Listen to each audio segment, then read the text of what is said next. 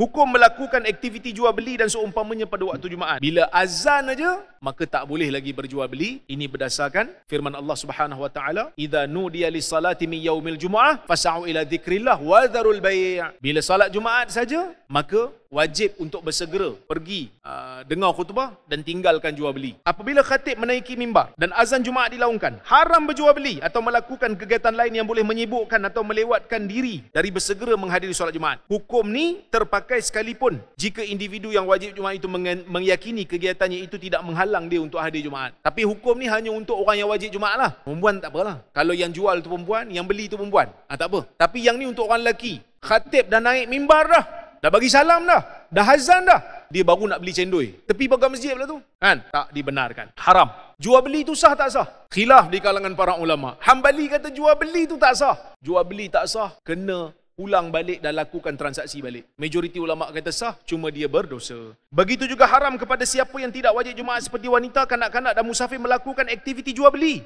dan akad yang lain dengan mereka yang diketahui wajib Jumaat. Orang perempuan nak beli barang, dia pergi beli kat lelaki yang dia tengok. Dia ni macam dah berjanggut dah. Takkan tak balik lagi. Takkan tak pergi solat Jumaat. Dia pergi beli kat orang tu. Pun sama juga. Jadi untuk mengelakkan hal ini, pemerintah dicadangkan supaya menghentikan sementara aktiviti di semua premis perniagaan dan selainnya yang berada di sekitar tempat Jumaat bagi menghormati syiar Islam.